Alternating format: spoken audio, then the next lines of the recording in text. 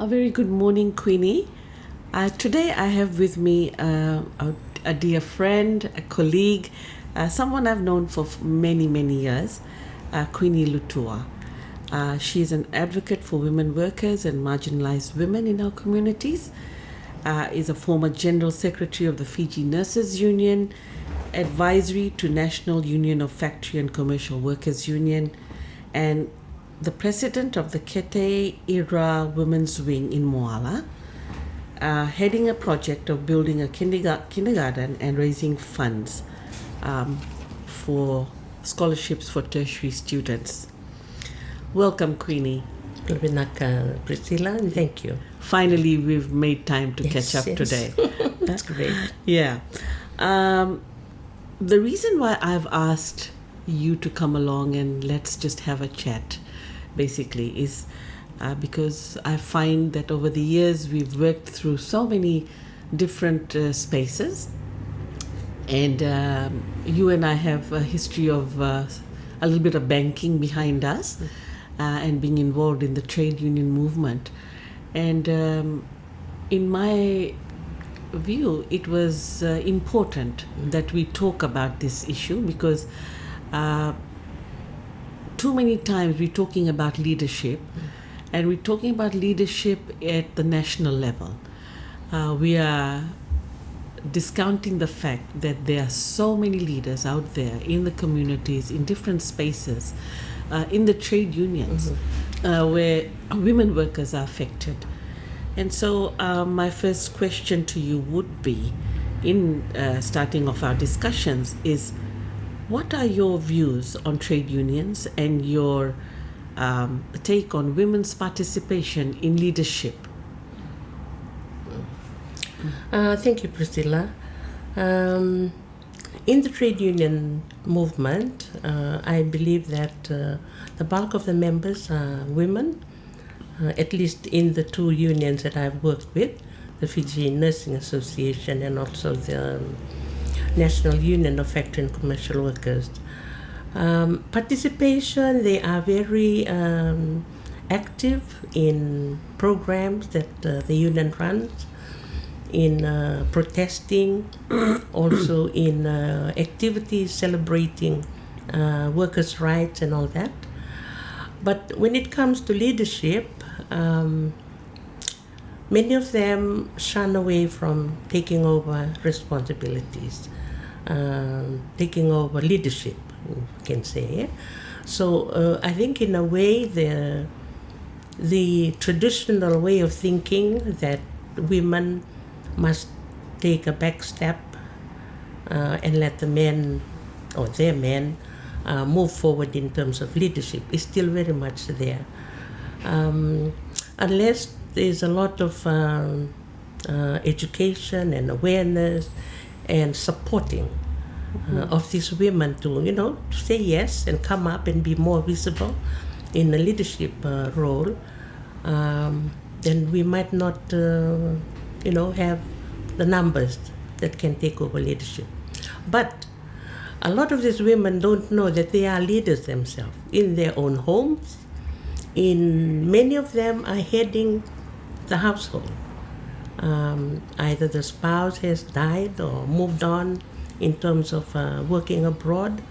It's the women that have taken over that leadership role. So we cannot really say that they don't know the role. They do know that or how to be a leader, but they don't look at themselves becoming a leader in the community or in organizations that they belong to. Yes. I concur with you when you say that women, there's huge numbers in the Fiji Nursing Association, even the bank union that I was a part of. Majority were women, and we had a few, but not someone right at the helm. So yeah, it is a concern. But given the fact that there are more women in these unions, Queenie, what do you think is the issue? What is the problem, apart from the socialization that we go through about men being leaders and the patriarchal structures? Why do you think women are shying away from this? Because it is a worry, isn't it? When you see so many women there, a majority women, and they're still not coming forward. Well, what could be really the reason? Yeah, like I said, we a lot of our women still have that traditional way of thinking that they cannot move forward and be leaders if there are men there. Right. Sometimes I do think like that, and then I say to myself, no, why can't I put myself in, and do a better job rather than relying on a man? So until we change that paradigm, we shift that paradigm, the way of thinking, it'd be very difficult for us to convince our own women to take on the leadership role. And if we're looking at a step into the political arena where we need more women, maybe the town council election, the council election would be a great way of moving the women to sort of, in a way, give them that practice. Yes. That they can, become Build members their of confidence. parliament. Yes. Yeah. Once they go, they take small steps. Small steps. So I think that's something that we need to do as women advocates to continue to drive that into the minds of women. Right. The local government elections is definitely a stepping stone, and we're all looking forward to that. The new coalition government has promised that that will happen soon. So we're keeping our fingers crossed. But having said what you've said, Kuini, about women not being interested, how did you get interested? Like, what was your journey in terms of rising to the helm of the FNU? Because that's where and how I got to know you, through the women's wing of the Fiji Trades Union Congress and all of that. So how did you develop an interest in this area? It's quite a long story. I started as a banker with the Central Monetary Authority and later Reserve Bank of Fiji way back in 1973. In 1984, I had my fourth child, and at that time we had just got through the paid maternity, but only for the first 3. So for the fourth one, you never got paid, or you got $5 a day or something like that. $5 a day, yes. So I had a son born in 1984. And then the promotion also, I had reached the peak of my career as a clerical officer with the Reserve Bank. And I was not a member of the union. For some reason, I sort of believe that, I can get my promotion and my salary increases through merit. Until I got stuck. That's when I decided I must join the union. Maybe the union can do something for me. So I met our friend, the late Bob Kumar. He was the general secretary at that time. I joined the union and they elected me to be the secretary of our union at the Reserve Bank of Fiji. And then during that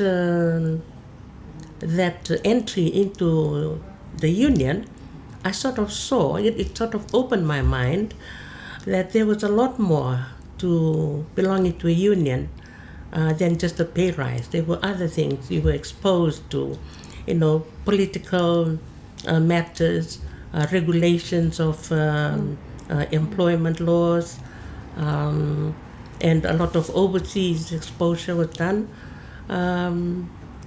It sort of made me more interested. And I was lucky enough, I was selected to be one of the participants to the Fiji participant to the Trade Union Training Authority of Australia, where we took 6 weeks training, and also in Singapore on trade union and education, how we can run educational workshops for union. So that got me hooked. After that, I couldn't leave the union. Right. And when I went into the university, I went into university quite late in my life. I decided to do industrial relations. So that was part of my my journey. And I just retired last year, but it's still very much part of my life. Part of your Yeah, life. I love working for, to improve the employment conditions of our people. Yeah. I think that's very important for us. The issue of being stuck, and then having and then getting involved in what it means to, a lot of times I have to break it down to tell women that your annual leave, your maternity leave, your sick leave, your bereavement leave, any benefits that you have in your collective agreements if you are a member of a union, comes through hard-fought negotiations, and it just doesn't come on a golden platter from the employer. The employer doesn't love you to just give it to you like that. It's a whole lot of work done in the background. And so, my next question is around that, Kuini, that, the conditions of nurses in our country does not seem to be the best, and we find that a lot of them are leaving in droves, huge numbers, and we're finding it a challenge to replace them. What do you think is the real cause of this brain drain, if you want to call it that? Thank you, Priscilla. Well, I've left working with the nurses since 2012. But I think that there's a lot of things that's affecting nurses or making them leave was the past insecure job that they had. They were not that confident in staying on because they had to sign 3-year contracts. That is one of the problems that arose.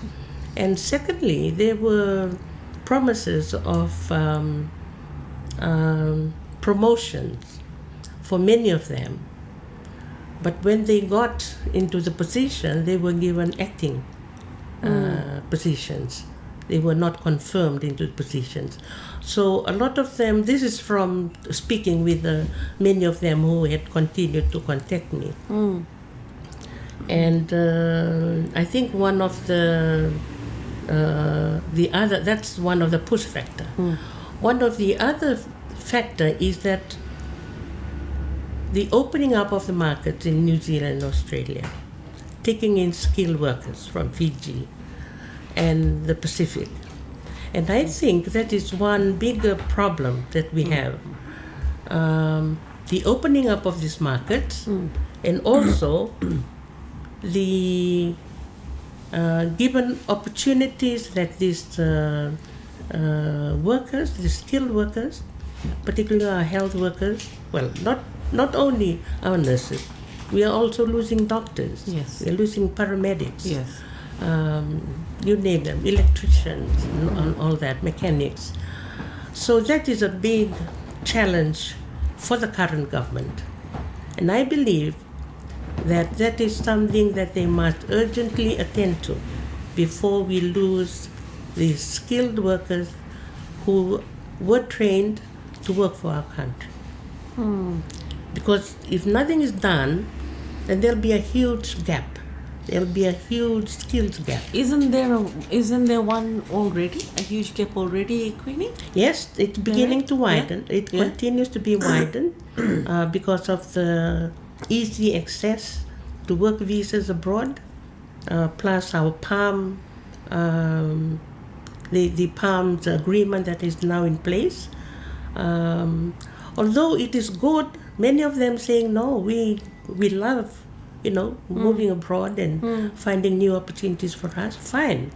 That's good. We're giving them the opportunity. But what about here? What about here? Who's going to be looking after our sick? Yes. Who's going to be looking after our elderly? Who's going to be, looking after our construction? Because all these skilled people are moving. Right. And to me personally, that's a big worry. It is a worry. Yes. And it's mainly the young people. It's the young generation that this country has invested in through education. The parents have been given they've spent their savings educating them, and now they're moving. So we've got to try and do something that will attract them to remain, at least. Right, right. And when you say that they should be encouraged, or rather they are moving because of better opportunities and better prospects overseas, what are some of the areas that the government needs to look at to retain them? Apart from giving them a better working conditions, they always say the salary must go up. Fine, but how much can we give? Because we cannot compete with the overseas market. Right. Even if we give them, a huge wage increase, it will still not reach what the overseas offers are.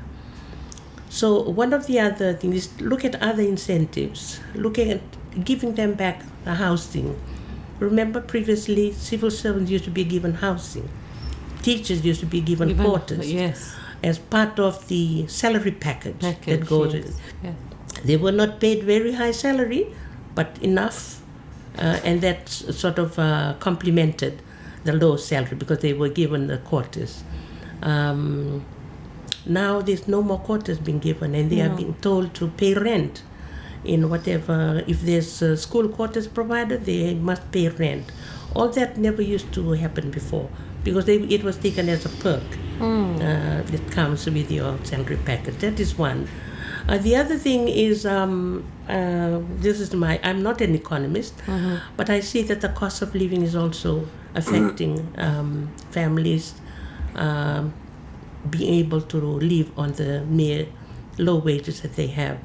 That is another area. So for the low-paid workers, many of them would rather leave to go and work abroad and then send back money home. Yes.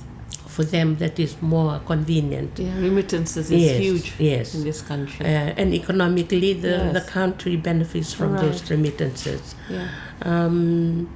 The other thing to do is to look at the countries that are taking them and draw up an agreement that they must only take this many and invest back into the country the education costs that we have used in this brain drain that has happened.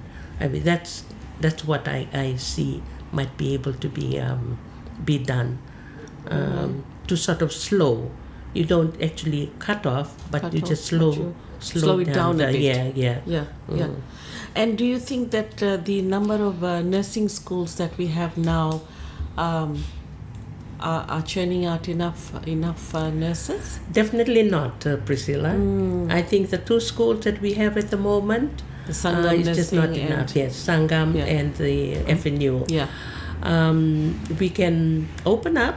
I'm challenging the churches, the Catholic Church and the Methodist Church, because they have hospitals. They have the Bar Methodist Hospital that is now vacated by government, and they've got the Namosau Hospital that's still partly run by government.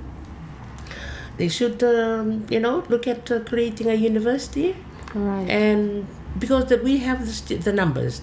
We have school dropouts at Form 6 level, Form 7 level. They can't get employed. So where do they go back? They go back to being house helpers. They go back to being what? Go back to the village, many of them. Yeah. And women end up getting married at a young age. So all that education wasted. Yeah. But if they have opportunities to go into nursing, or other health aged care workers. I think at least we can be like That's Philippines. an important sector, Queenie. Yes. The elderly and the aging Yes. population.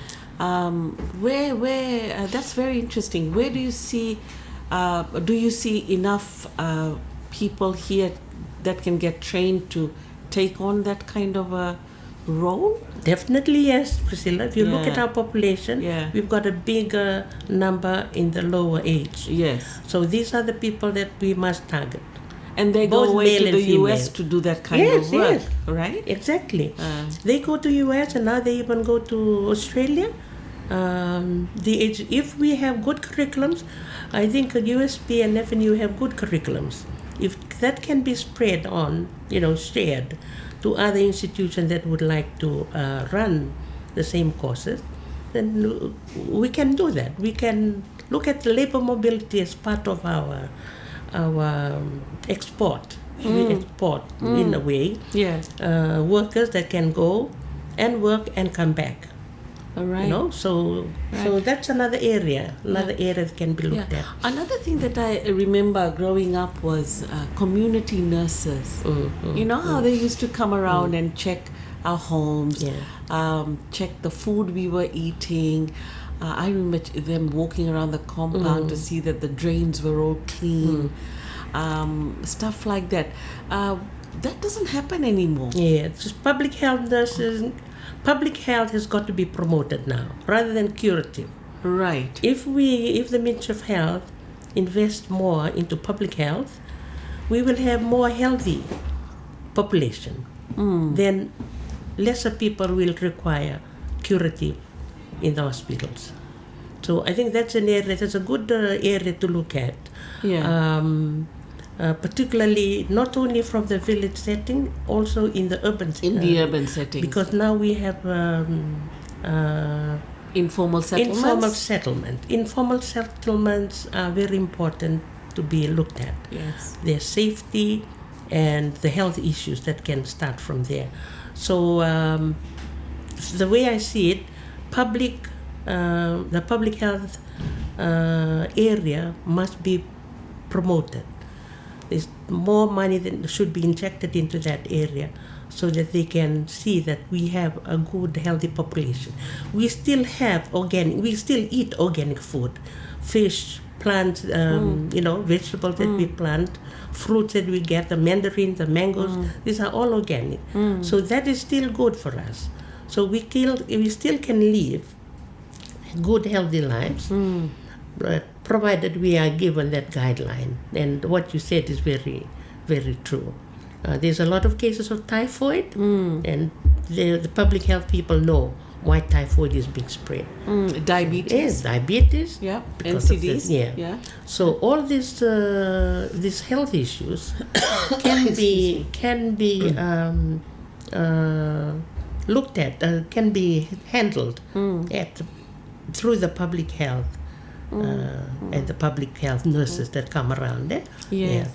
It's amazing how we women have so many ideas, and it's just about putting it all together and helping government come to some kind of plan where the women themselves are involved because they know how they run their families, how they stretch their budget to make sure the meals are good, they're healthy, balanced, the welfare and well-being of the child. So that's it's been very interesting conversation, Queenie. What would your advice be to say the medical authorities at the moment that or say the new government? What would be your advice to them in terms of how we see this whole plan work out, in terms of nurses leaving, how we retrain them, community nurses? What would your concluding remarks be around this? To retain our workers, first of all, you've got to satisfy them. Yes. How do we satisfy them? You give them what they deserve. Right. and what is affordable. And secondly, the recognition. Sometimes workers just continue to work with not even a thank you.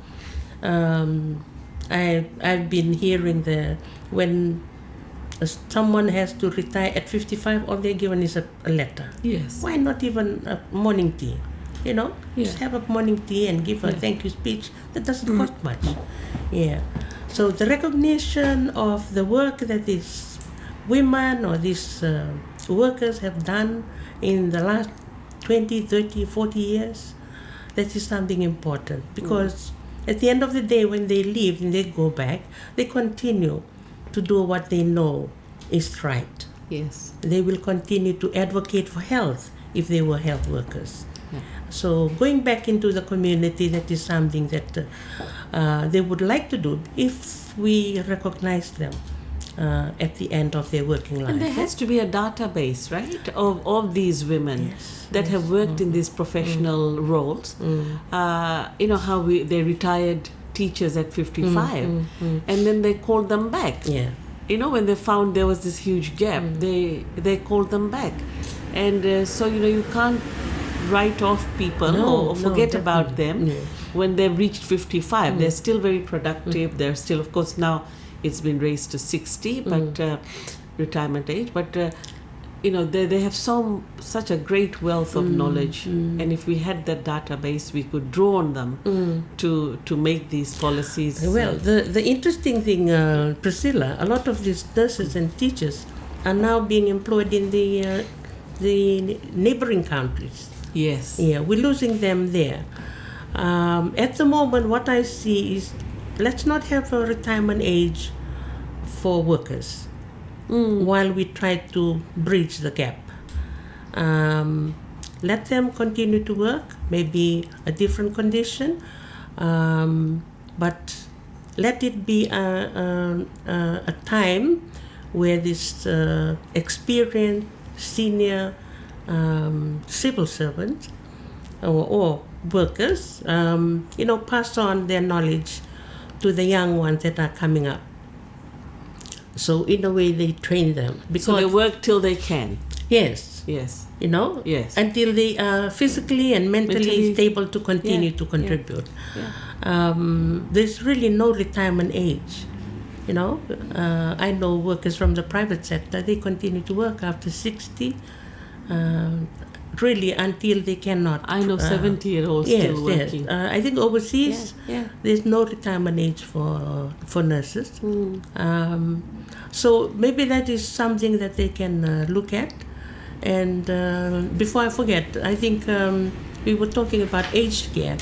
I forgot to mention child care. Yes. That is also an avenue that government can look at to train and export. Yeah. So we are really living in an era where we have to try and patch the wrongs that have been done and that has caused this brain drain. Yes. And fill in those gaps. Yes, those gaps. So we've got to really urgently look at areas that we can utilize. Right. And areas that we can control, because we are the exporting market in terms of labor mobility.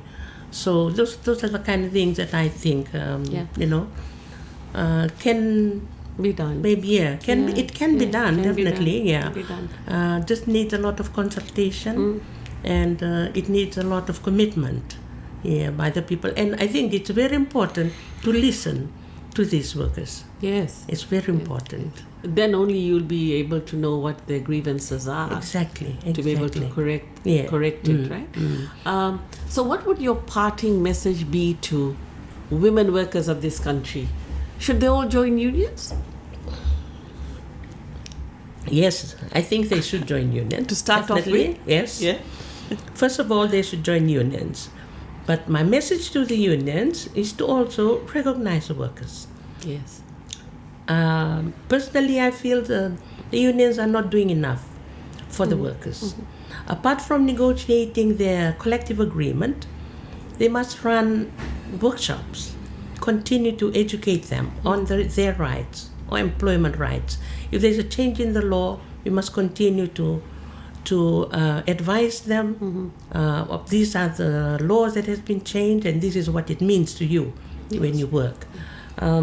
What I find in the private sector, a lot of women workers are now doing the work that men used to do, because the employers have found that women workers report to work better than the men. They don't miss work that much, and they often stay late to finish the work. So my message to the employers is to look after their workers, treat them justly. And my message to the women workers and men workers, male workers too, to make sure you know your employment right. When it is a matter of health and safety, your health comes first and the safety of your life comes first. The profits must be secondary, never primary. Because when you lose your life, then that is, your family loses you. If you're the sole breadwinner, and that's a big challenge for the family. So yes, definitely, I would encourage them to join the union that they can join, and be active, play an active role. And take on leadership roles. And challenge yourself to step forward. Yeah. Let's change the culture. Yes, definitely. Of this male I think dominance. that conversation must change. Yes. The narrative must change. Yes. So, Kuini, it's been a pleasure talking to you. Every time we meet up, we are talking about unions and the workers and women workers in particular. And today you shared with us so much of your own experiences, your knowledge, and we really, really appreciate that. So thank you for your time today. Thank you, Priscilla. It's been a pleasure. Thank you.